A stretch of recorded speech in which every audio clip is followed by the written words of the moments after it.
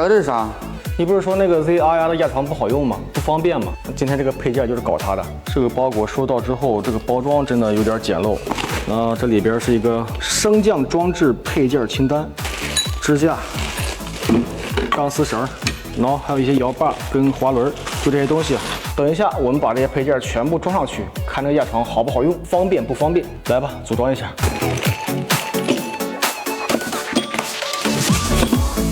所有的配件全部拆出来了，没有找到安装说明书。樊总，说明书都不配的话，我们怎么安装呢？这个虽然没有说明书，但是这些配件对于改装店来说应该问题不大。刺激！一会儿我们操作一下，把这些配件全部给它装上去。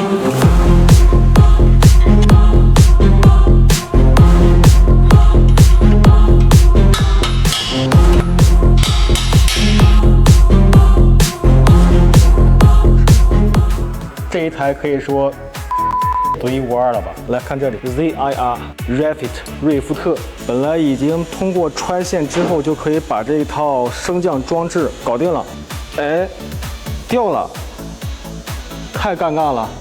那接下来我们就得把这个钢丝，还有这个头拿到五金城，通过液压设备把它压死，不然的话这个东西是挂不住的，这太尴尬了。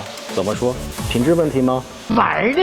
By the rivers of Babylon, where we sat down, yeah, we will. 哎，师傅，压这个管，搞这个是吗？ By the rivers of Babylon, where we sat down, 压好了。好嘞，谢谢师傅。we will OK， 有定。 remember Zion. That the wicked carried us away. 好了，这个是压制完成的钢丝绳，这个时候就已经用力都扯不动了，它才能挂住这个支架，让它不动。那么接下来的时间就是把这个钢丝绳来穿过去，安装好，就搞定了。 That the wicked carried us away. 现在终于好用了，我们现在测试一下啊，现在往上升，升到这个位置，来老二把那个卡销给它卡上去，哎，这样的话就可以正常使用了。工件位置比较小的话，我们就很轻松的通过手柄把这个压台给它升上去，很轻松。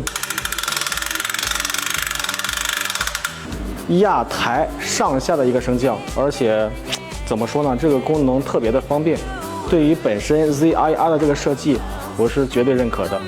安装这东西不容易，你看我的手，全是黑污。这样的话，对于我们今后的压件的工作特别的方便，这个设计是绝对的 good。